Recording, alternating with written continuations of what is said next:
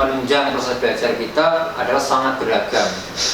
Apalagi saat ini banyak sekali fenomena-fenomena yang bisa digunakan untuk sebagai sumber belajar anak-anak kita, ya. Termasuk fenomena banjir, ya, fenomena bencana-bencana yang lain, atau dari internet, ya. Ini bisa kita gunakan sebagai penghubung, yakni fungsi guru yaitu menghubungkan anak didik sebagai sumber informasi, sumber belajar yang beragam.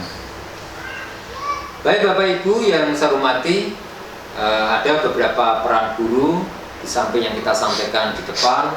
Ada beberapa peran guru dalam KBM. Ini mengutip dari pendapat dari Ilmu Yasa, mengidentifikasi peran guru dalam proses belajar ada 16 ya. Walaupun nanti kita tidak sampaikan semuanya, Bapak Ibu bisa bersani di OPAE yang sudah dikirimkan oleh panitia. Ada beberapa hal yang perlu kita sampaikan menurut Ilmu Yasa ini yang tidak ada dalam materi yang kita sampaikan di depan, yakni yang pertama adalah guru sebagai pendidik, ya. Jadi tadi sudah kita sampaikan guru sebagai pengajar, ya.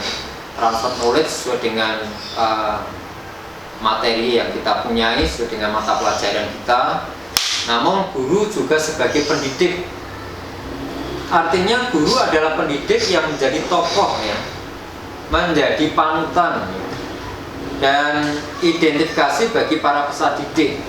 Jadi kita menjadi uswah, ya, menjadi suri tauladan bagi anak-anak kita dan tentunya dengan lingkungan kita. Oleh karena itu, guru harus memiliki sebuah standar, ya, kualitas tertentu yang mencakup kaitannya dengan tanggung jawab, ya, kemudian kewibawaan, bahkan sebuah kemandirian dan disiplin dalam bekerja. Jadi selain guru sebagai pendidik, kita sebagai seorang guru adalah sebagai pengajar pendidik yang nanti akan menjadikan uswah bagi teladan bagi anak-anak kita. Selanjutnya Bapak Ibu, yang nomor 2 menurut Ilmu Yasa, ya, sebagai pengajar sudah kita sampaikan di depan. Kemudian guru sebagai pembimbing, ya. Kemudian yang keempat yang penting ini adalah guru sebagai pelatih. Maka dalam hal ini, ya, Bapak Ibu sekalian, kadang-kadang materi pelajaran yang kita sampaikan perlu adanya sebuah praktek, ya, atau keterampilan, ya. Jadi kita tahu bahwa kompetensi anak kita ini bisa dilihat dari afektif, ya, sikap, bisa kognitif dari akademik, namun juga bisa ditunjukkan dalam sebuah keterampilan atau unjuk kerja.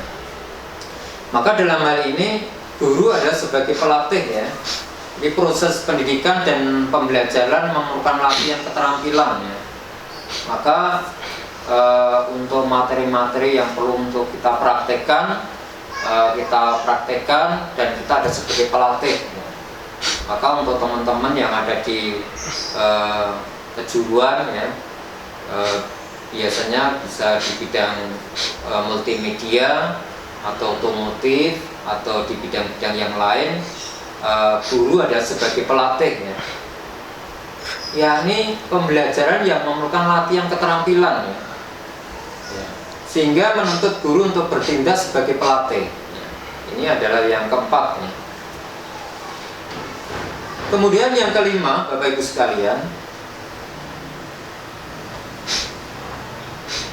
peran guru adalah sebagai penasehat. Jadi ketika anak-anak kita, ya, sudah menyerap materi pembelajaran yang kita sampaikan, ya, dengan melihat hasil prestasi anak-anak kita yang bisa dilihat dari sikap, ya, atau asesmen sikap maupun kognitif atau keterampilan, maka dikala lainnya kita sebagai seorang guru ada sebagai penasehat, ya. Jadi sebagai upaya lebih mengenal bagaimana kepribadian seorang siswa yang menjadi anak didiknya, maka siswa sendiri harus mau terbuka dengan guru, ya. Nah, untuk dapat memberikan peran guru sebagai penasihatnya, bukan saja sebagai teladan, sebagai pendidik, namun sebagai penasihat. Jadi ada kalanya